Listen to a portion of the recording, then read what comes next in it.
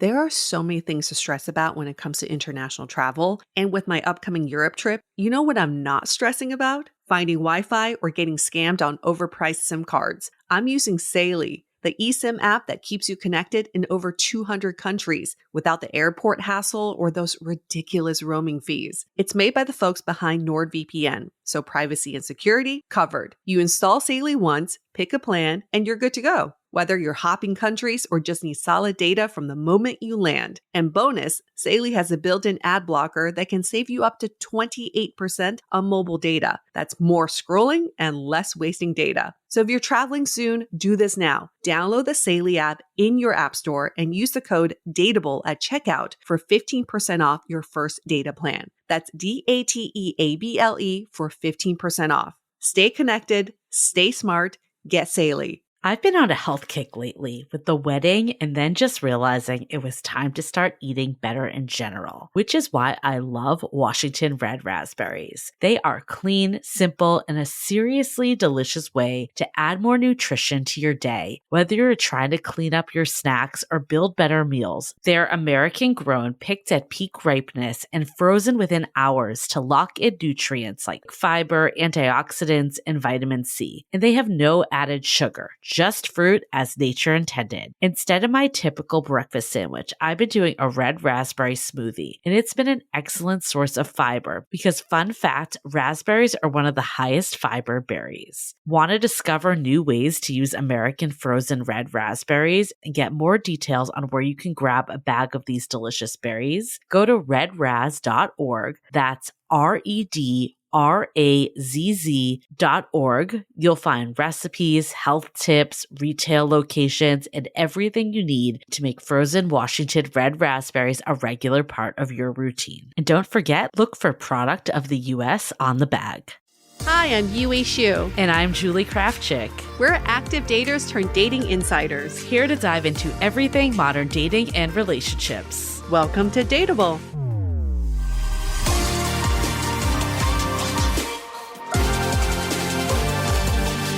Hello, friends. Welcome back to another episode of Dateable. Are you ready to get chaotic? Oh, yeah. Always. How's your chaotic energy today, Julie? I feel like my energy, we're coming in the future. We're recording this before my wedding, but the last couple weeks I would definitely say have been a bit chaotic. So I'm bringing But it. apparently, according to our guest today, sometimes a little chaos is good. Yeah, it lights a fire, that's for sure. Because you never know what could happen in chaos. You never know. But we're not talking about chaotic wedding planning. We are talking about chaotic singles parties. Ooh.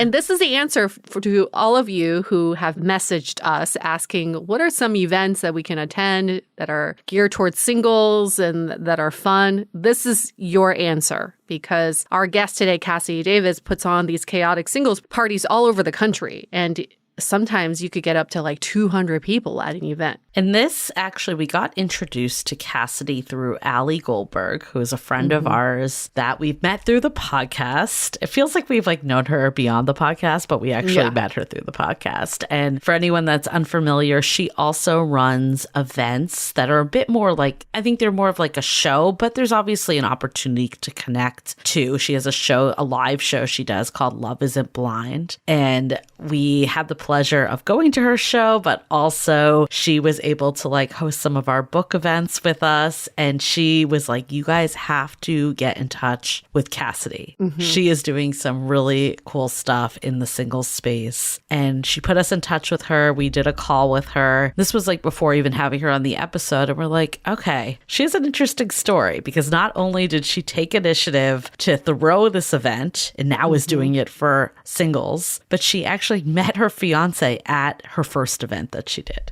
Yes. And she put on these events because she wanted to meet more people. And she didn't stop after meeting her fiance. Yeah. It just means this is her true calling. She is meant to bring singles together in the most chaotic, fun way possible. And I think a big piece of her motivation was this feeling of events in person not being prevalent. I think COVID really did a number on in-person events. And, I'm obviously a huge app person. I'm not like bashing the apps by saying this, but I think in COVID, that was the only option. And there was this huge gap of like having in-person connection. I really truly believe that apps plus in-person, like it's not either or, but it's getting like a fill of just social energy from all different directions. That's so important because if you're just online all the time and things aren't working that way, it can feel really discouraging. So I love that she kind of took it into her own hands in a time where like in-person events really weren't happening. The energy is just so different when you are with other people who are there to have a good time. And I'm sure we've all had moments where we are antisocial and we think we can just stay home and meet people through our phones. But it is so different when you're around other people who are open to meeting new people, who are open to talking to new people. You just get a different energy that you can bring back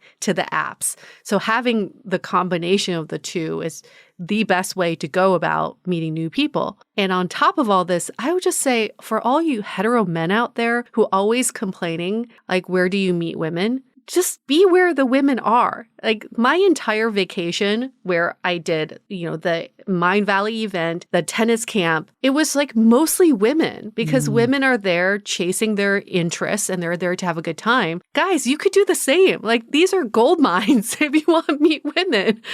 Go where the women are. I also feel like too, it's taking matters into your own hands. Like we talk about this with Cassidy, that she wasn't having the dating life that she wanted. And instead of just complaining that there were no good people out there and no places to go and all the usual BS, she's like, I'm just going to make something myself and do it. And I think that attitude is really like commendable because I think that's like really taking control of your love life. That's so smart. I know I wouldn't go as far as hosting a big ass party with a bunch of strangers, but certainly maybe like an intimate dinner party where you ask your friends to bring someone new. You never know who could show up and you never know who they know. You never know. And I think, like the key is finding what works for you. Absolutely. But I mean, when I started 500 brunches, like a big piece of it was like, I felt like, and this was years prior to COVID, so it can't even blame COVID on it. I felt like there were a lot of events that you went to, but nowhere that like really fostered like good conversation and connection. Because there's no shortage of events, but if you're just going to go and talk to the same people that you always do, I mean, if you're just there to like experience whatever the event has, that's one thing. But I found like it was hard to meet new people. So again, created something and just built, if you build it, they will come, right? And did actually meet someone from that. Exactly. You had a very long-term relationship that came out of that. It feels like there's a drought with all this stuff right now. Like there was actually this article in Time magazine of why we need to bring back house parties. And I was saying to you before, I'm like, is it that we've just kind of like outgrown it? Like that we're not doing it as much? Are we in a different stage of life? Or is it just not happening as much? And I think the answer is it's not happening as much. Because, in this article, they were saying that, it's been widely reported that large face-to-face social gatherings are on the decline. Nightclubs and bars are feeling the pressure. They were saying that everyone's partying just a lot less in general. And that according to a report from The Atlantic, a 2023 study found that just 4.1% of Americans attended or hosted a social event on an average weekend or holiday. And a 2023 YouGov poll found that only 59% of Americans had attended a birthday party in the last year. Why do you think this is? I know my answer. I think it's too much trouble. I rather just gather people at a restaurant and then I don't have to clean up. But I certainly feel like in the recent years, I've had really no options for 4th of July. Used to be lots of barbecues that I would get invited to. I remember being in SF, like every year there'd be 5 or 6 barbecues and you just make the rounds. But in recent years, I feel like I haven't been invited to any. Do you think it's just people like got away from inviting people into their homes? I don't know. Maybe. I certainly don't have people over as often as I used to. Yeah, it's hard because like I feel like the stage I'm in is I do go to people's houses. A lot of times people that have kids because it's just easier. So I'm not sure if that's like representative though. It sounds like younger generation is also not doing it. Yeah, we want to know from you youngins. Are you going to house parties? That's all I did in high school was go to people's houses. But then college, I hear from... yeah. And After college too. My friends with kids nowadays say that they would not want their kids going to someone else's house. There's a lot of liability and risks. I don't know. Where you all hang out? Is it the mall still? I don't think there are malls. Yeah, malls are shut down. Where are you all going? Are Everyone you hanging out at online? Yeah, everyone's just online. God. It's kind everyone's of just online. Oh, on their phones. But Damn. I mean, in this article, it wasn't just people coming to your home. It was late night socializing in general. Yeah. And I don't know. I mean, I think like whenever I see people like out at bars, it makes me happy because I'm like, oh, people are out. They're doing stuff. But I think like thinking back to us in our 30s, like we would have jumped to go to one of these like chaotic singles parties or like For one of sure. these events. And I think bringing them back, it's kind of in a way sad that it's like an innovative thing. Like it feels like it's something that just should have been rolling this whole time, but that's the reality that they somehow got taken away or are less prevalent now. So I'm glad that people are, you know, taking the initiative to bring back ways to meet. Yeah, and I appreciate it. And I think that even communities are trying hard at doing this. Like where I live in Culver City, there's a little downtown Culver part, and that committee, they're always doing events to bring people to downtown Culver to create that sense of community. It's something we all want. But it goes back to your original point of we need connection. We don't just need a place to gather. Yeah. We need a reason to gather, and we want to be able to make meaningful connections and have meaningful conversations. Well, I think, community to me is actually engaging with people. And I think, there's a lot of things I think that have been like the perfect storm to why we don't do it anymore. I mean, even before COVID times, like you would go to events and everyone just like they were like glued to their phone. Yeah. And it's just like, I think it's just easier, right? And like more distractions, more things pulling us in different directions. And it's become like harder and harder to just like talk to people anymore. Yeah. It has. My friend's boyfriend is a manager at a bar. He says he has regulars coming in every day who are on their phones. They're not talking to other people. Yeah. They bring their laptop or they bring their phones. And he's like, why do you come here if you're not going to meet people? And their answer is like, I'd rather be doing my stuff, but around other people.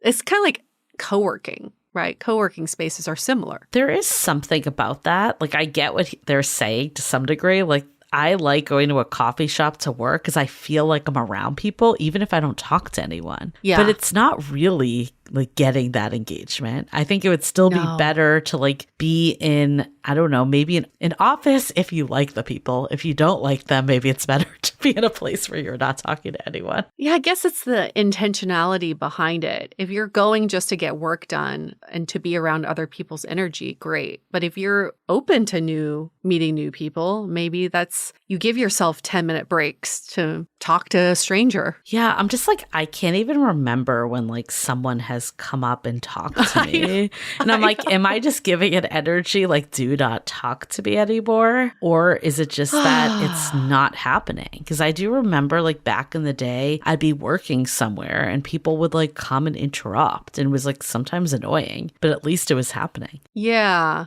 I don't think people do that anymore unless they have a reason to talk to you.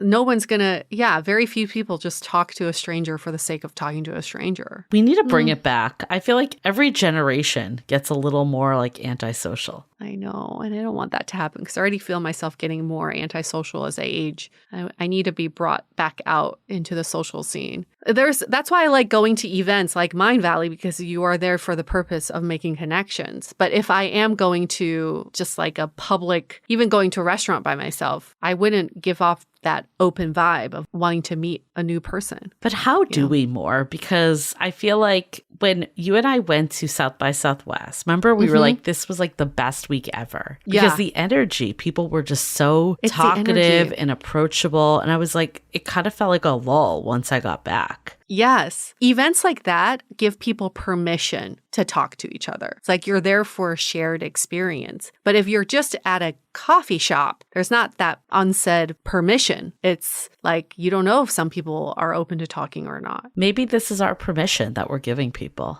Yeah, just talk to people. I think people want it. I think people want to be talked to. And I also think now, like, it feels like every motive has to have some goal attached to it now. Yeah. And like literally it could just be like, I'm just talking to this person just to say hello. Like there could be no expectation that comes from it. I find like with dating and meeting in real life, it's so hard because there's so many expectations that come. Like if I talk to this person, will we go on a date? Will they reject me? Will they like me? Like it could just be as simple as like, I'm just saying hello to someone. So here's a quick tip from the feng shui expert I saw in Mind Valley, who we're going to get on our podcast. But just really quickly, her name's Marie Diamond, and she's like, there's an optimal position to be at whenever you're out. And it's called the power position, where you're facing the door. So you want to be far from the door, but facing the door so you can see the whole room. And I do think at coffee shops, a lot of people end up facing the window, so their back is to people coming in. But if you are in the power position, people come in, you're like the first person they see,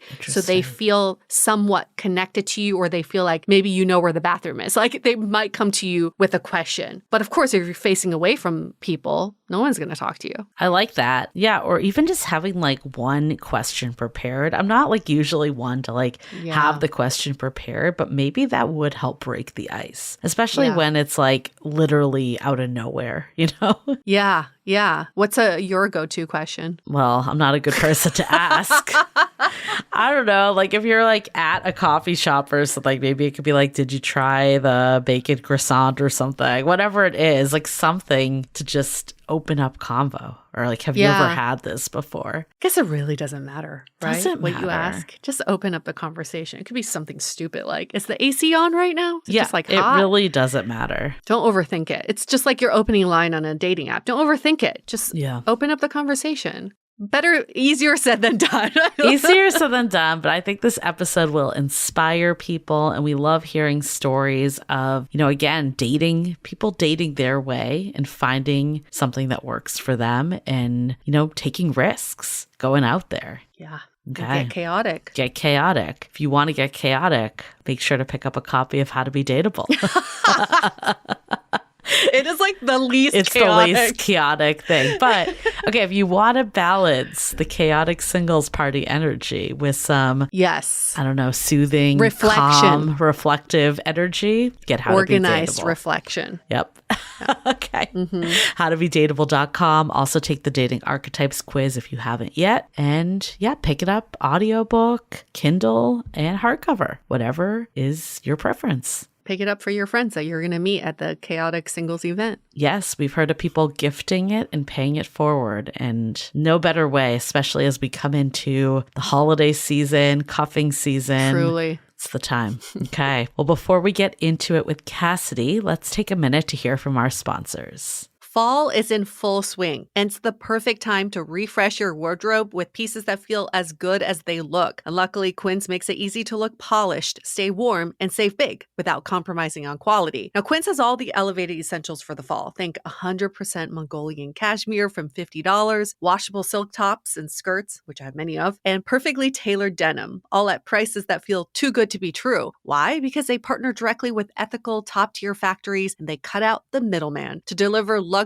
quality pieces at half the price of similar brands. I think Quince has become my one-stop shop. They're just pieces that I keep reaching for over and over again. And one of those pieces are my linen pants. They're just like the perfect transitional piece from summer into the fall, which is so great for here in LA. Keep it classic and cozy this fall with long-lasting staples from Quince. Go to quince.com/dateable for free shipping on your order and 365-day returns. That's QUINCE.com/dateable to get free shipping and 365-day returns. Quince.com/DATEABLE. Okay, let's hear from Cassidy about chaotic singles parties.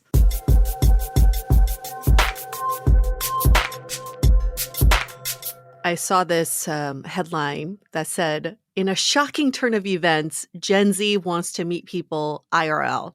Shocking. Yeah. Shocking turn of events. And a recent New York Times article that titles A New Way to Date the Old-Fashioned Way. So today we're really going to dive into this topic of meeting people IRL. And Cassidy, you wanted to also do this. This is something you were looking forward to do. And instead of finding all the ways that other people are doing it, you were like, I'm just going to start my own party where people can meet in real life. And is it true that you got engaged to someone that you met at one of these parties? Yes, we just got engaged this weekend. Like, oh my God. Like 3 days Congrats. ago. Congrats. At That's the time breaking we're news. recording this. I love it. I was like, I think last time we talked, you were dating. So we saw that come through your form. That's always fun to see. I know. On the form, I was like, oh my God, this is my first time I've ever clicked this. Yeah.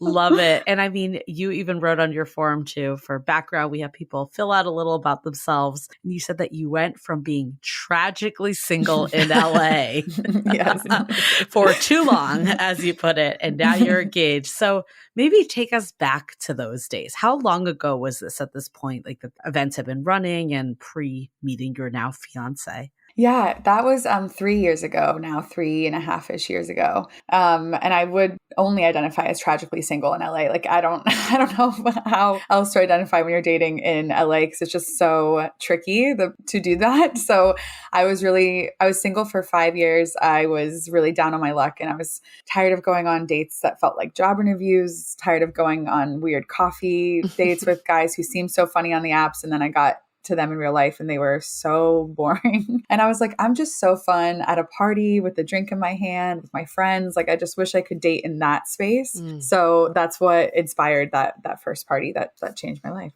Why did you feel like you couldn't date in that way? I just feel like sometimes when you go, I mean, I did, right? Like, I would go out to bars and with my friends with the drink in my hand, and I would date in that way. But I just felt like sometimes those nights ended up leading to very casual situations and not necessarily like meaningful relationships. But I mean, I did end up meeting my now fiance, although he's one of those 65 guys who came to that first party. I did end up running into him at a bar. So, I do think you can date in those spaces, but sometimes it ends up being just a little bit too transactional sometimes. I think that is like a good way to put it, because we've heard this before. It's like, it's too casual and no one talks to you out in the wilds, like when you're just like going to bars. And then on dating apps, it almost feels like it's too formal, that you're going with this idea of like, ooh, is this going to be my person? It's like almost too much pressure, and we've lost that just organic way. And I feel strongly that you can still do it with dating apps, but I'd say the norm is that we go with these like high expectations. And if we don't see it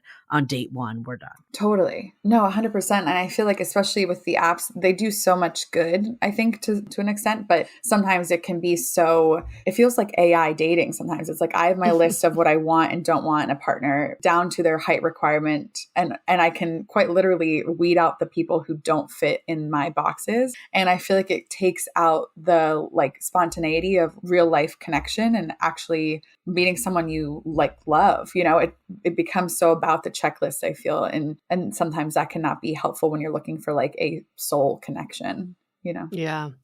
You and I have something in common, because when I went to New York, like years and years ago, maybe almost like 7-8 years ago, I rented this Airbnb and I had a BYOT party, bring your own Tinder party. Oh my God. So I had people bring their Tinder matches to this party to meet for the first time. And I think you did something similar. So tell us about that and what inspired you to do that. Yes. Oh my God. That's so funny. That's so similar to what I did. What inspired it was the same desire to throw a party and date with my friends at this party. And so I told my friends I had this idea. I was like, let's just invite all our Tinder matches to my apartment and I'll throw this house party. Keep in mind, my apartment is not that big, not that big, but I was just like, whatever, let's just and it was Valentine's Day. And so all my non-single friends are going on these elaborate dates. And I was like, we're going to have fun. Like, we're not going to be losers. It's Valentine's Day. So, all my friends and I invited 65 of our Tinder matches over to my apartment. Oh my God. So people you had never met before. Never met before. 65. 65. It was maybe the dumbest thing I've ever done. My parents are still quite angry about it, but no one robbed us. There was really nothing to rob, honestly. And no one like kidnapped anyone. And the people who came were actually so fun. Like we swiped on like the fun wedding guest profiles, the people who just seemed down, you know, and we got the messages, of course, of people being like, this is crazy. This feels like a scam. Or like a lot of people thought we were going to harvest their organs or something. We got a lot of messages about obviously. that. And I was like, if you could see me right now in my apartment, like nothing about me gives organ harvester, but whatever, that's fine. And so we invited all those guys, and I would say about 40 of them came. Okay. And it's not a bad ratio. No, there was like 15 of me and my friends and then 40 guys. And they all were like, we had no idea what we were showing up for, but it just sounded so fun. So we were like, let's roll the dice. One of those guys was my now fiance, and I had met before at a bar, and I told him about the party I was throwing. Okay. And he was like, that sounds so fun. And I was like, well, you can't come because we've already met. And the whole point is we're inviting people we've never met. And he was like, well, can I just be there in case something goes wrong, just to make sure someone has your back while you invite 60 guys over your house? And I was like, okay, fine, whatever, you can. And he's like, I just want to make sure it's not a gangbang. Like, can I just be there to protect you? He's like, I'll just be in the back. Like, don't worry about me. And he brought a guy friend. So he was like, I'll bring someone random that you don't know to kind of like replace me. So yeah. I'm impressed so many people showed up because UA and I did way back in the day. There was this thing called Tinder Social. RIP. They need to bring it back. I really think this is what Tinder needs to be doing, especially right now where everyone wants to meet in real life. Yeah. So it was this thing. Have you ever heard of this, Cassidy, with Tinder Social? Yeah. So it was, I feel like it was around for like 6 months tops, and then they got rid of it. So you were in groups of your friends and you would talk to other groups. So it was like UA, myself, and like 2 or 3 of our other friends were this group chat with like random guy groups. And it was like mostly like consisting of like memes sending. Like there was no like serious conversations happening. And this is probably why they got rid of it. But one night we were out and we were doing like Tinder Social and talking to all these guy groups. And we're like, fuck it, let's just invite them all to the same bar. And we invited like 6 groups of dudes to the bar. And we're like, what if they all show up? It's going to be awkward. 1 group showed up. 1 out of 6 we got. Oh my God. Yeah. That's so fun. Was it fun? It was a good night. There's something about like being with your friends, you know, you're like relaxed, like it's not as pressury. No one talks in bars anymore. It's so hard. And I think like that's a reason why we're always like expand your network, go to like house parties or birthday parties or picnics with friends, like anything where there's like a group that you could actually talk to. It's just going to a rando bar and expecting someone to come over to you. That's like so rare. Like 10. I don't know. No, it's true. So Britney era. Yeah. But back to what you said originally, Cassidy, you didn't want to meet people at bars because it felt casual. So what made these events different? Because when we did the Tinder Social get together, it was definitely very casual. Oh, interesting. I mean, I feel now the chaotic singles parties, I think what makes them different is like the intentionality that goes into the event itself. Anyone can kind of show up to a bar on a Friday night, have a few drinks and, you know, spread their seed, I guess I'll say. Or maybe not. Or maybe not.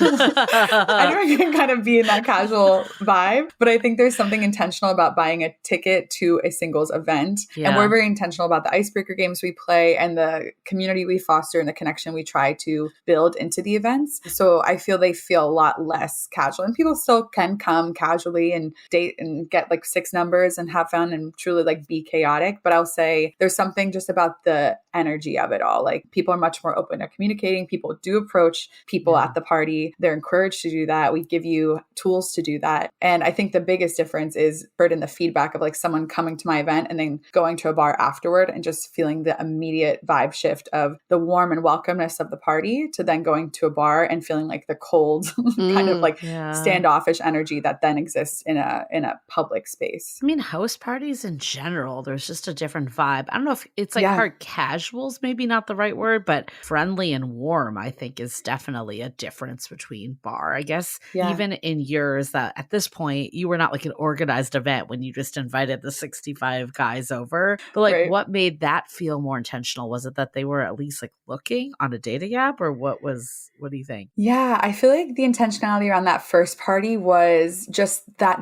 people were down to take that kind of leap. I mean, like I said, we invited a bunch of people who thought we were insane. And I was like, totally, then this party's not for you. Like if you're judging me or you think that I'm crazy, then you're not who I'm looking for. Cause I always said like my type of person would take that leap. He would be so down for this. He would think this sounds so fun. And sure enough, that's exactly what happened. He was like the first one there, showed up with a huge bottle of tequila and was like, this is awesome. You know, so I think he wasn't even invited. He's like, I'm coming. Yeah, exactly. I think the intentionality was just like everyone in that room had something in common in that they were looking for love. They were willing to do something crazy to find it. Yeah. And they were willing to really like take that huge leap of faith. And I think that's kind of what bonded us all together that night is we all laughed so much about how crazy it was that we all agreed to do this and showed up. Well, there's something very communal in that you're doing this experience together. And I think that's what's missing in dating nowadays. Yeah. And then your now fiance. So basically that was like your second time meeting at this party. Yes. Yeah. And then how did things progress, I guess, that night? Yeah, that was technically our third time meeting at that party. So do you guys have like mutual friends? Is that like how you No. So you just met randomly at bars? Yeah. Wow, okay. That's an enigma. No, it's a crazy story. The first time I met him was just at a random bar at the Belmont, actually, here in West Hollywood. Me and my friend were really drunk, and she was like, why don't you go ask those guys for dating advice? I had just gone on a horrible date, and I was feeling so sad. So obviously I got really drunk with my friend. And she was like, why don't you ask those guys for dating advice? And I went up to them and asked them for advice. And my now fiance was one of those guys. And we talked to those guys just joking around for like 10 minutes. And then basically I left the group by telling them all to suck a dick, which was not my finest moment. The most romantic made trademark. You memorable, that's for sure. For sure. It was like in a fun way, like, you guys, and then I like left the bar and my friend was like, wait, those guys were so cute. You should have gotten their numbers. And I was like, I'll probably never see those guys again. Like, anyway, on to the next adventure, right? And then 3 months later, I was at this I was at this abandoned clothing store for a rave. I don't know, which, I had no business being at. That's not really who I am, but I knew someone who was going. And so I went to show support. And sure enough, my now fiance and his friend walked in and I was like, gosh, that guy looks so familiar. I like can't put my finger on it. And so I watched for a second to try to be like, my friend was like, maybe from work or from, I was like, no, I can't. From work. Yeah. I was like, that doesn't sound right. And then I went up to him. I was like, you look so familiar and I can't put my finger on it. And he was like, yeah, I think you told me to suck a dick a few months ago at a bar. I was like, oh my God. He's like, I remember you. I was like, that does sound familiar. And so that night we really like connected. And then that's when I told him about the party. And so then the third time we saw each other was at the party. And then after that party, he wanted to have like a date in the daytime without alcohol at like a coffee shop to make sure I was like normal because he'd only ever seen me like very partying, in that space. Yeah. But I think after that first party where he came, I think there was just something that was such a green flag about A, him being down for the party, and B, him not being threatened at all by the fact that I quite literally invited 64 other guys to my house. Like he thought it was so funny and wasn't jealous or threatened. And that was like the biggest green flag for me. What made him stand out from the 64 others that were there that you were like, oh, this is something? He is just genuinely so fun. Like Ken at a party is one of my top 3 favorite versions of him. He like walked in with a huge bottle of tequila. He made sure everyone was having fun, poured everyone shots, was just like the life of the party, but not in an overbearing way. And was like very wasn't swarming me, wasn't, all over me. He was just like there, watching, here to chat, and then would let me do my thing. And even to this day, like he's very much like that. Like I'll, now I host singles parties every week and there's no part of him that's threatened. He'll drop me off at the airport, wish me luck. And it's like very, in that sweet energy of being loving, but not overbearing. And I think I felt that immediately. And I think I really need that from a partner. Have you gotten his take on his first impressions of you at the first bar? Yeah.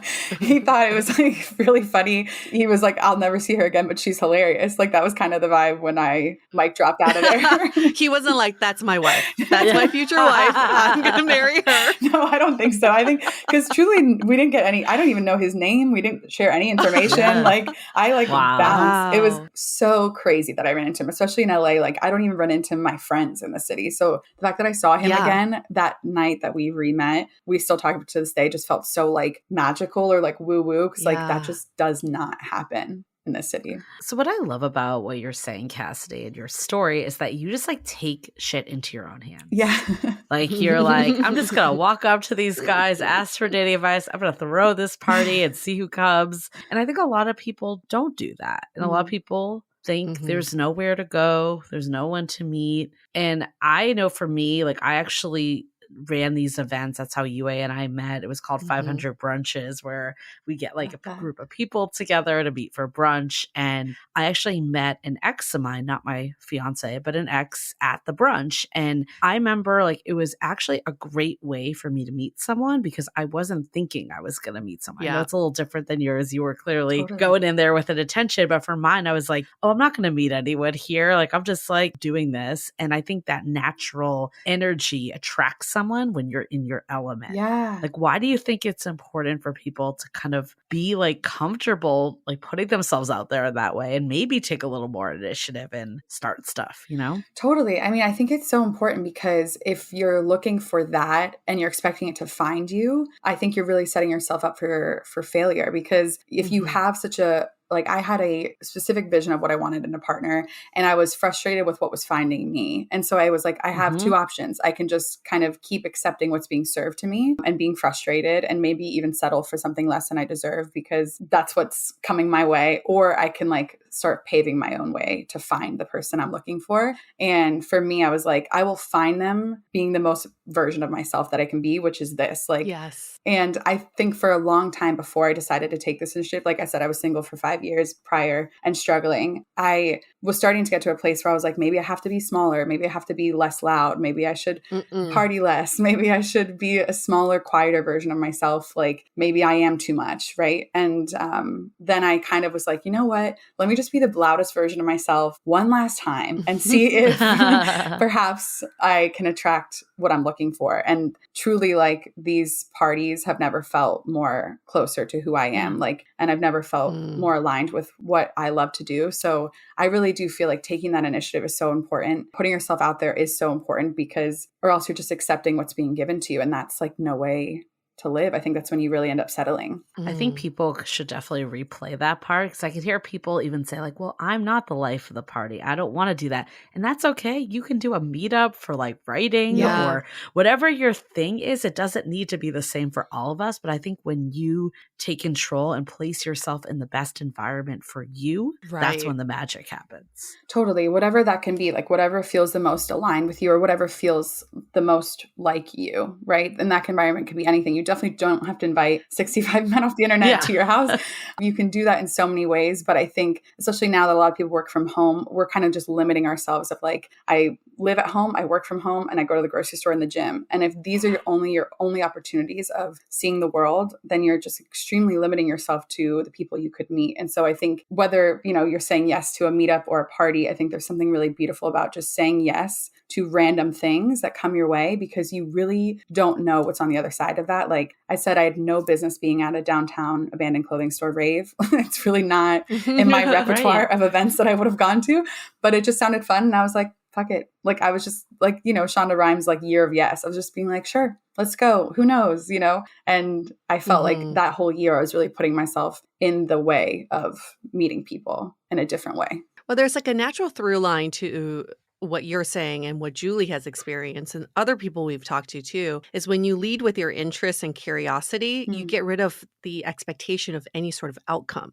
because you're just there to have fun or you're there to thrive in that environment. Like Julie met her ex at one of her events. She didn't even know that he was like interested in her because she was just in her element, like having a great time. And on our other podcast, the Exit Interview, where we interview people's exes, one of the girls had no idea that people were interested in her because she was like in this production and she was like doing all this like production management and she just loved what she was doing and people were flirting with her and she didn't even know. So I think when you lead with your own natural curiosity and interest, you're not thinking, oh, am I going to meet someone today? Like that doesn't even matter. That's just a bonus. You're there to be your most authentic self. And that's sounds like what you did, Cassidy. Yeah. And don't you feel like in those situations, like you're the shiniest, brightest, most like pure version of yourself? And like inevitably, of course, attraction comes your way. Like you are Like I feel like in those moments, I can just imagine those women being like the shiniest beam of light in that room. And like, of course, people look over being like, wow, like what is going on over here? I must introduce myself, you know? So what's the balance though? Because I think it's hard sometimes when you're like going to a singles party, right?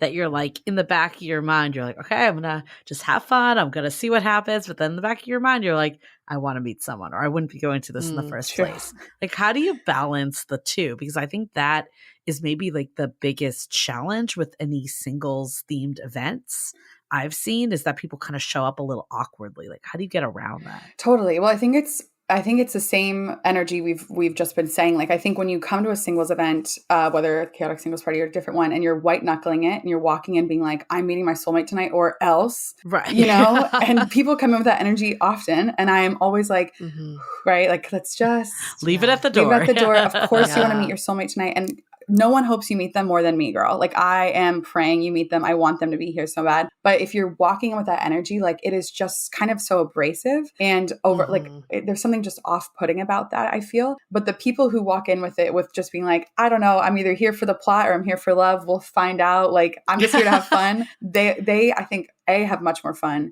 B, make a lot more connections, and C, leave with a lot more potential like hopeful interest, because they didn't come in with that, like, you know, white knuckle energy that I think also often exists on coffee dates, or, you know, you're kind of walking in with all this just pressure on your shoulders of like, this has to be it or else. And I'm like, how could you ever be the best version of yourself, that like shiny, bright version of yourself, when you have all that pressure on your shoulders? It just, I feel, is not the way to do it. So even walking into a singles party with the hope, I think you can still release the pressure of it and just say, like, either I'll find love or I'll find friends, or I'm just going to have a really fun night and put myself out there. And even if you don't leave with someone, I think there's really beautiful things in putting that energy out there, that you were intentional tonight.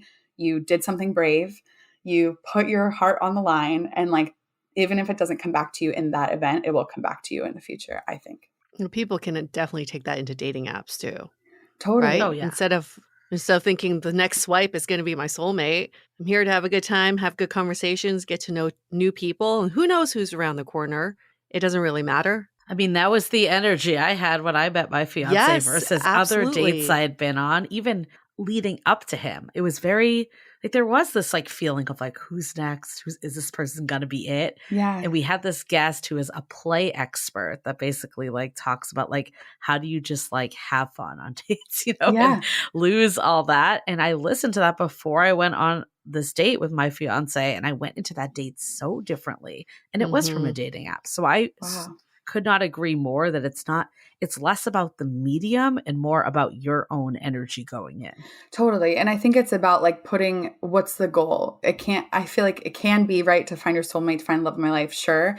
But I feel like some reframing could also help make it more fun. Like, well, I really want to try this new restaurant. So even if this guy sucks, I got a new restaurant, or I'm learning about myself, or I'm going on 7 dates in 7 days just to have a story, you know. Taking the pressure off of it, I can make it all more fun for you and bring out a much more authentic version of yourself. I want to dive into this even more, but before we do, let's take a quick break to hear from our partners. You know, what's funny is we have this technique, I guess, or a mindset when it comes to dating apps. When you're swiping, we call it the house party mentality. Oh, I love that. It's like swipe on people you would invite to your house party. And that's like exactly what you did with the 65. But you like, took it a step further and invited them. You actually invited them. So you were living our fantasy. Wait, I love that.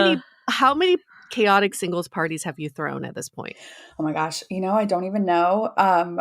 We like are hundreds? Yeah, I would say probably 100 plus. We're launched now in 8 cities nationwide as monthly events.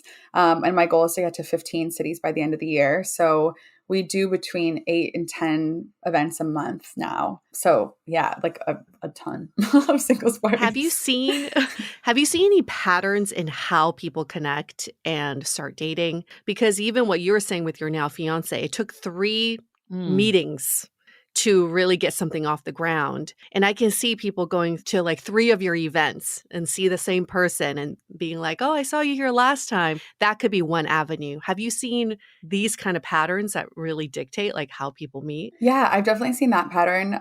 The first time you come, you might be very nervous. So maybe the third time, it can be a little bit more more fun and more casual for you. The pattern I see a lot, which is so interesting, is people who have known each other then re-meet at my parties. And so I would say maybe like 15% of the couples that are still dating that I know of were either exes that reconnected or they had gone on like one Tinder date back in the day and then refound each other when they were much more like intentional about dating. I love that. That is a pattern I hear a lot, which I think is so fun. I'm like, wow, that's crazy that you guys both ended up here again. And this time you both were ready for a more serious commitment. And this time it really worked.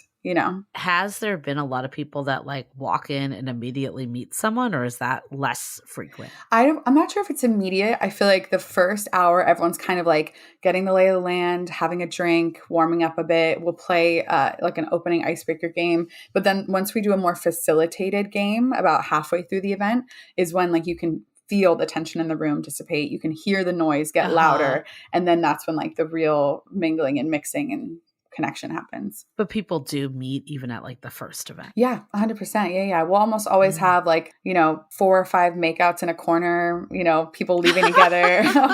You're like, that's how we judge success. Yeah, I'm like looking at the dark corners. No. Yep. Or they'll like leave together, go to another spot. But yeah, definitely I would say every single event people walk out together. I don't know. I'm mixed on this. Like on one side, I'm like, oh, it's really nice that there's icebreakers and ways to bring people together. But then on the other, I'm like, do we really need that level of like facilitation? Have our social skills just dropped to nothing that like we need that? And I think the answer is yes, but it's kind of sad in some way. 100%. The first party I ever did outside of my apartment, I didn't do any facilitation. I just filled the bar with singles and it was very fun, but definitely like that first hour felt like a middle school dance. It was like men on one side, women on the other. And I was like, wait a second, like y'all came to meet people, like, come on. So after that, we started doing more icebreakers, more like programming in the event. But I really do try to find the line between helping you mix and mingle and not making it feel like summer camp where like, you're like, enough, girl, we just need to talk to each other. I want to just be there to help. But I also am pretty hands off after the first few icebreaker games. But I do feel like the facilitation, especially these days, people, like you said,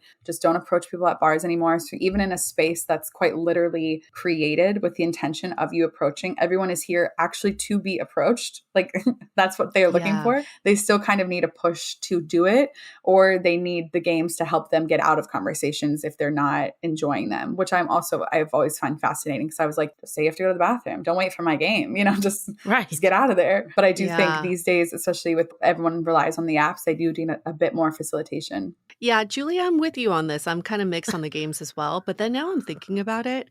You have to take the place of drinking somehow. I think it's like either you just have this event, there's no programming and people just get really fucking drunk because that's the only way they can connect, or you got to fill that space with something that kind of, warms people up. For someone like me, I probably wouldn't want to drink that much, but I don't want to be standing there, also have nothing to do. So it's kind of nice to fill the space a little. Yeah, I would say it's like half and half. Half of the people I feel like are like you guys and like me, where I wouldn't need a game. I can just approach, like, especially if I'm there to do that, I would be like, I'm fearless in that way. But I think other people need a little more facilitation. So the games are there and you can ignore me. And a lot of people do. They're like, I don't need you, girl. I'm doing my thing. And I'm like, period. Like, do your thing, girl. But if you need the extra crutch, I guess, it's there. Just for the record, like I might very well have needed that extra crush. I'm not saying like I'm above it. I just think it's fun. Like it's just an interesting. I mean, this is all makes sense. Like I think Me Too did a number on like men initiating in general. Like that's just not the world we live in anymore, whether there's alcohol or not, to be honest. I feel like even if people were getting shit-faced, I mean, maybe they'd have a little more liquid courage, but I feel like that like hitting on culture has just completely dissipated. And a lot of that's for a good reason, right? Like there was a lot of bad that came with that, but then I think people are missing like getting approached and approaching, it's like swung a little too far that people just do nothing. And then couple that with apps and COVID and all the stuff that's happened in the last couple of years, I think like a lot of us have just lost social skills completely or never developed them. Totally. I mean, yeah, I would totally agree with that, especially like the COVID and the apps of it all. I think we've gotten ingrained when it comes to dating to getting the green light before approaching physically. Like the app says that you like me and I like you.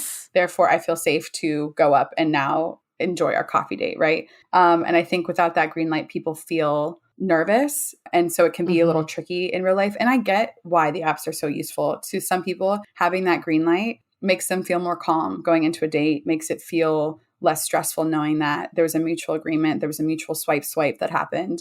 So I definitely see the value in that. And in real life, that doesn't necessarily exist. You really have to be a lot more courageous, which is scary, you know?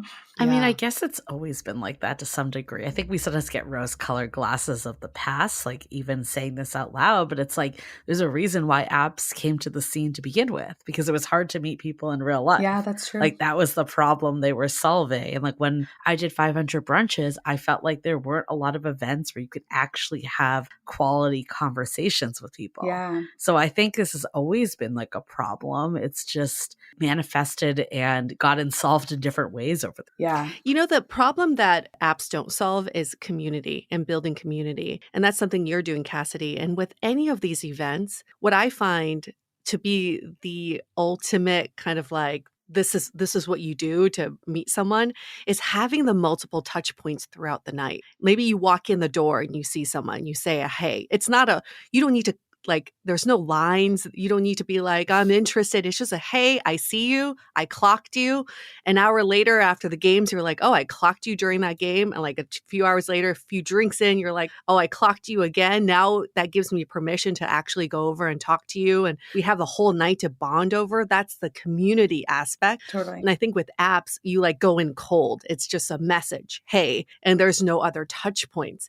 So I can see how these events are so effective, even if you like match with someone on an app and then you finally meet them at one of your events. It's like, it just makes it so much easier to connect when you're, have these touch points in person. Totally. And I think it takes that pressure off of it, especially with the apps. With me, I got stuck in pen pal situations a lot where I was like texting them for like 2 weeks and then we'd meet in person. And then I realized we wouldn't have a lot to connect with. So I started not texting a lot via the apps. I would just go right to the date. But then I'm getting on this date completely cold, like you said, like just right. I'm like looking at the profile in my car before I get out, being like, okay, like these are Who is this again? these are some things I could bring up when I'm on the date in case I need it, like trying to, because you are going in so cold. Whereas like the events, definitely you have that community. There's something, everyone in that room agreed to be there tonight. So you have something in common with everyone in that room. And again, there's still that energy of like everyone took a leap of faith.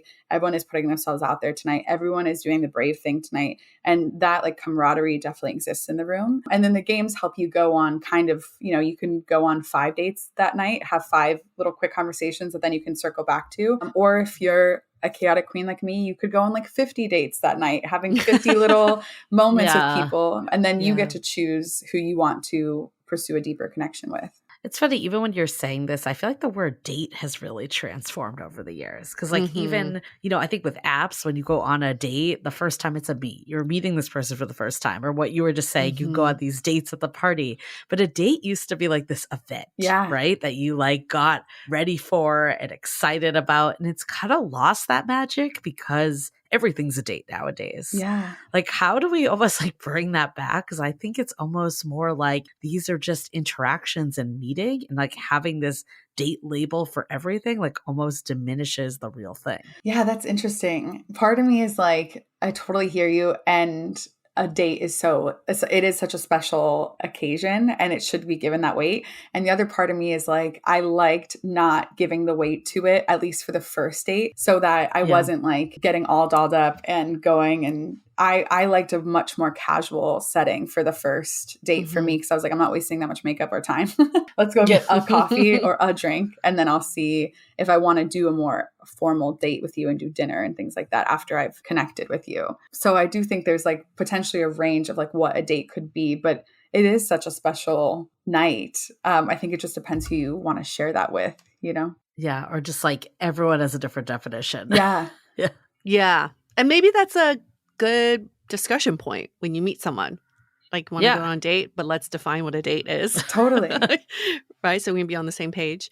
Do you recommend people go to your events alone or with friends? Both are good. People do both all the time. I feel like I'm my best self with like a wing woman of some sort. I have a chaotic group ticket where you can do 5 for $55. Those groups of 5 have the most fun by far. And I have the most fun checking them in. Like they always come with the energy. That is, I think, the perfect setting to do it in because you're coming with a group of your friends. So it's not so pressury if one of you splits off and talks to someone, then you're by yourself. Mm-hmm. You have like a camaraderie about it. So I would say I would recommend coming with at least 1 to 2, potentially 4 friends, just making sure that you don't stick in that group. So if you come as a group of 5, make sure that you disperse or that you really make an effort to meet people because sometimes people will just stick with their friends that they came with, which is definitely not the point of right. So I guess maybe to back up, like how did this go from I'm just going to throw this in my house to have my own party to meet people to like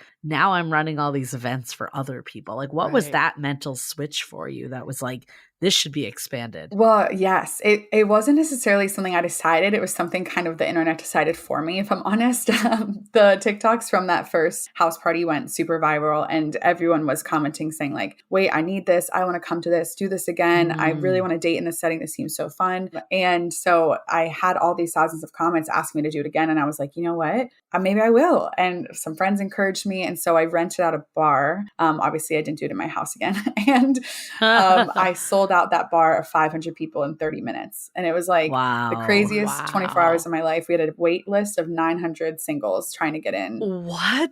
Wait, where was this? LA? Or wow. What? Yeah. Isn't that nuts? It's just like people are so desperate for this. Like, totally. I mean, desperate, like not in a bad way, but it's just like there's such a need for There's it. There's a need. Yeah. And this was like 3 years ago before like the real IRL initiatives really started. Nowadays, this is a much more common occurrence. But back then it was kind of like the lockdowns were, had just ended. People were looking for real connection. So yeah, that moment made me be like, oh my, and that bar was full. People were having so much fun that night. And I just kind of was looking around being like, maybe I like tapped into something and maybe I'll just throw another one and see if I can keep it going. Yeah. And so I just kept throwing them in LA every month. And every month I had like at least 300 people showing up to connect. And I was like, oh my God. And then people were like, wait, bring this to New York. And so I just kind of have been like following where I feel like I'm being told to go, like where I'm being guided to. And so that's what's like built the momentum. And then we got a lot of press, which was awesome and kind of kept growing. And so this year, or maybe like halfway through last year, really decided to like build the business out. Because for a while I thought this was just going to be a fun phase of my life where I'm going to throw parties for a little bit and like see what happens. And then I was like, maybe I could like actually build out a business and do this for real. So you got featured on like Good Morning America, like the Times. Like, why do you think like people were so like enthralled by this? It's so funny, the Good Morning America. I think there's something about like the IRL really connected with a lot of people. Like I want to meet someone in person. I want to have that rom-com meet cute moment. And then I think people really love the story of how I met my now fiance doing that. And that's definitely the Good Morning America angle was definitely about the two of us, which was so funny because then my now fiance had to be on TV, which he's very much not, yeah, he's like, no, not that person. And he was so nervous and I felt so bad, but I was, they definitely wanted him in that segment. So I was like, oh. But yeah, I think something about the rom-com of it all really connected with people / like the looking for their rom-com moment. But there are plenty of singles events and I see them every day on Eventbrite. Yeah. And there's plenty of speed dating events. What do you think makes your events different that it's taking off so much? Well, I would say there's a lot of singles events now. Like 3 years ago, there weren't as many. There's so many now, which is overwhelming and a little nerve-wracking for me as a business owner. But I think what makes my event different is that it feels like a party, but everyone just happens to be single. It feels like a bar, but everyone is single with a little bit more intention to it. So while speed dating events can be awesome, I again feel they bring that like pressure-y feeling to me. Yeah. While a bunch of other events can be really great. This one is meant for a certain type of person who likes to have fun, likes to go out, and is just looking to meet a bunch of people at once, as opposed to like having one-on-one, kind of more specifically curated. I think the general feeling of the party is what feels so different. What's like the typical vibe of the people, like age range? Like, what do you typically see? I would say most people are 28 to 34, kind of in that millennial-y vibe. That miss a good house party. Yeah, exactly. Or that have just maybe been on the apps for a bit too long and are looking for something different, The gender dynamic is open to everyone. I would work really hard to get that gender ratio pretty even. Mostly hetero daters or everyone? I would say mostly hetero. We're doing specific queer-only events now. Okay. Cool. And we've always had a great queer community that comes to them, but I would say it's mostly hetero. We have queer stickers you can use to self-identify, help you find the other queer singles there as well. And I would say the general vibe is like, honestly, very fun, smart, like honestly, some of the most fun, smartest, hottest women I've ever seen in my life have come to these parties. Like I don't know how they have found it, but I'm so grateful because they are like exactly who I would love to help find their person.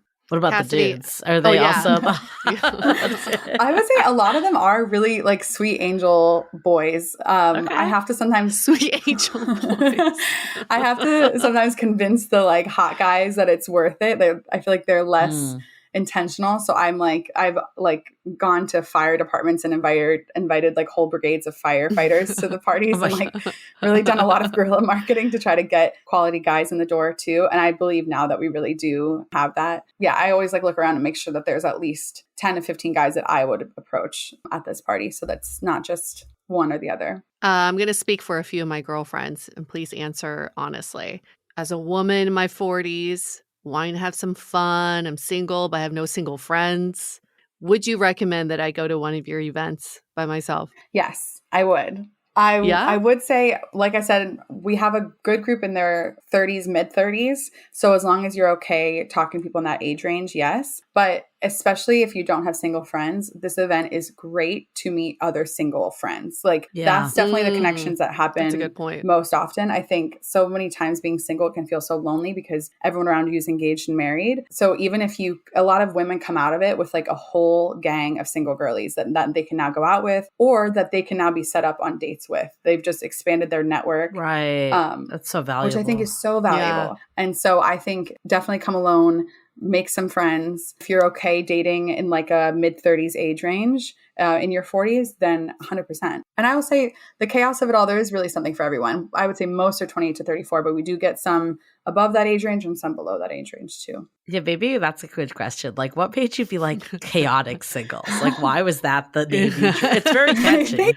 Very catchy. There's just something about that first party that was truly just so chaotic. Everyone kept being like, this is so chaotic. Like, I can't believe you did this. And you're still encouraged to bring dates off a dating app to the party for maximum chaos. You get a ticket discount if you do that. Okay. So I think there's just something so chaotic about dating in real life for people who aren't used to it. And then we bring a lot of like chaotic elements into the party, into the games, into the sponsors. Like we just had Trojan condom sponsor parties. So we're always trying to maximize chaos in the fun way, not in the bad way. So with the games, can you give us an example of like a game that would be played? I'm just totally curious. So my favorite game that we play is called Musical Cheers. It's like musical chairs, but with alcohol. So once everyone's checked into the party, I'll get on the mic, or one of the ambassadors will get on the mic, and we play. Basically, when the music plays, you are instructed to move around the space. And then when the music stops, you cheers the person in front of you and answer the question I ask on the mic. And I usually start with a few soft questions, like what's the red and green flag about you? What are you looking for tonight? Describe your perfect date. And then as people get a little more comfortable, be like, what's the hottest thing about the person in front of you? What's something fun that turns you on? What's the number one thing on your bucket list? And we play this for 4 or 5 rounds. These are just like 10 or 15 minutes. But every time the music starts, you have to move to a different side of the bar, meet someone different. And it just helps, you again have 4 to 5 forced interactions that then you can circle back to later. And I always say on the mic, if you're looking at someone or you've made eyes at someone from across the room, this is your time to try to find your way near them by the time the music stops, so you can really like shoot your shot. And it just, after we play that game, the whole energy of the party shifts. Oh, that sounds like fun. I would play that game. Yeah, the games are like designed to be fun and not corny. I promise. Did you come up with a game? Yeah. Wow, it's really clever. Yeah, I'm just alone in my room every night being like, what games can I know? Honestly. I'm like, how can I add more chaos? I'm like, how can I use an air horn? Like, I just really want to like keep like making sure it's a fun. I don't want it to ever feel like the same event over and over again. Like, I always want it to feel different and fun. And like, you walked away being like, well, I met like 10, 20, 30 really cool people. Yeah. So are you like going to every party and like traveling around, or like how do you like, do you have plans to like have them more self-run? What's your take on it? Yeah, so we're in 8 cities nationwide right now. And so I have ambassadors in every city who run the parties with me. So they run the party, but I'm on call from LA helping facilitate anything they need. And then when we launch in a new city, I go a few times to launch the parties, and then I leave it to the ambassadors to run. So this weekend I'm going to Boston because we're launching there. And then eventually I'll leave it to the ambassadors to run the events there without me. Got it. Do you have a misconnections feature? Yeah, that's good. Oh my gosh. I feel like that would be me. I'd be like, I had a crush on the boy in the blue, but I just didn't approach him. Totally. Is he down? It's like, I really want to develop some sort of app that helps have this. I've pitched it around a bit because the misconnection feature is my number one request. And I really want to find something to facilitate it. Right now, it's done kind of like grassrootsy in that a lot of people will email me or DM me after the event being like, the guy in the blue hat I met. And so then I'll put on my story and be like, Boston, if you're a man in a blue hat at the party last night, DM me. And then I'll like, I will like do it myself, and I'm happy to do it. And nothing makes me happier, but I really do want to like create some sort of misconnection feature that's a little bit more organized, because right now it's just me like emailing people and connecting them. I mean, that's something I think about too, because I think one of the things we hear a lot from people is like, cool, I met someone interesting in real life, but then it doesn't go anywhere. Yeah. And it's hard to like take it to that next stage. Like, clearly your now fiance was able to be like, we're going on a real date. Like, how do you, I guess, see people transitioning from we met at this party to like actually going on dates and maybe starting a relationship? Yeah. So at check-in, you'll get a crush sticker that you can give to your crush throughout the night. And on that sticker, you're encouraged to write your name, your number, or like your handle. And then you can give that to your crush throughout the night. So we see a lot of people use that tool, halfway through the party or 3/4 of the way, just kind of like giving their crush sticker. The hot guy will kind of always be covered in them. And that's kind of like the tool of like, I want to keep this going. But a lot of other people will just kind of keep exchanging information, or they'll go from our party to a different bar for like an after drink, a post drink, and that'll kind of keep the party going as well. So the sticker is visual. Yeah, the sticker's visual. Yeah, it's a gold heart. Do you find that they're like exchanging like Instagram like handles more and that, or like phone numbers and setting the dates up? Like, where do you see that happening? I would say it's probably like 40% of phone numbers, 60% handles. I think they're more comfortable giving out their phone number because they've had an in-person interaction. Whereas I feel sometimes the Instagram is used as a way for me to see who you are online and get a better feel for who you are. Whereas if I've met you and we kind of had a great conversation for 30 minutes, I would feel more comfortable giving you my phone number. So I would say it's pretty split between phone numbers and handles, especially because that in-person connection's already happened. What is the most surprising behavior you've witnessed since doing these events? I mean, this probably isn't the answer you're looking for, but honestly, since I launched the business, the most surprising thing for me has been the number of men who hang out at the check-in desk and give me unsolicited business advice. Like, what? It is insane to me. Like what? Tell you, like you should have a list, you have a newsletter, or like all that stuff. Oh my God. The questions I've gotten that are so odd, like they'll hang out by the check-in desk and be like, so what's your ROI? They'll just like rattle off acronyms to me. And I'm like, excuse me, like, how much revenue? I'm like, who are you? Like, it's that's been the most surprising thing to me, truly the number. And I'm like, you bought a ticket to go meet, stop talking to me about business. I actually don't want to talk to you about this. Like, just go meet someone. So that's the most surprising behavior, if I'm honest, that I've witnessed. But I would say the most surprising behavior in the parties themselves, I don't know if it's surprising, but I get so excited when I see the leap of faith happen. When even at the last, we just did a queer workout class, and I knew this guy was nervous, but I knew he liked this other guy. And I was like, I don't know. And then I was like, okay, whatever. And so I was busying myself, doing my thing. And then I looked over and he approached the guy and was like, hey, I'm Matt. And I was like, yes, Matt, yes. I was so proud of him. I was beaming. The front desk girl was making fun of me. She's like, what, are you his mom? I was like, no, I barely met this guy, but I'm just that moment is yeah, exactly. Even you did it. You did it. This was worth it because you did that. And even if that isn't your soulmate, you doing that a bunch in your life, I think will bring you to where you're meant to be. Right. I really believe it. So that behavior, when I see it, is my heart leaps out of my chest. I'm so happy. I mean, yes, is a good segue, but what parting advice do you have for people that want to flex their social muscles, that maybe are a little gun shy to go to an event like this, or they want to do it, but they're, just the nerves are kicking in? Totally. The nerves are so real. I will say a reminder is that everyone in that room is nervous. No one, even if they're only 1% nervous, no one is walking in I'm going to crush this. Everyone is nervous, but everyone also bought a ticket to meet someone, and everyone there agreed to take that leap of faith. And so if you're thinking of adding some chaos into your dating life, I say 100% do it. The worst that could happen is you get a really good story. The best that could happen is you meet some amazing friends. The best thing that could happen is you meet your partner. But I really think there's no lose in this situation, because you're either going to meet someone, or you're going to put yourself out there, or you're going to learn about yourself, or you're going to get a really good story for the plot.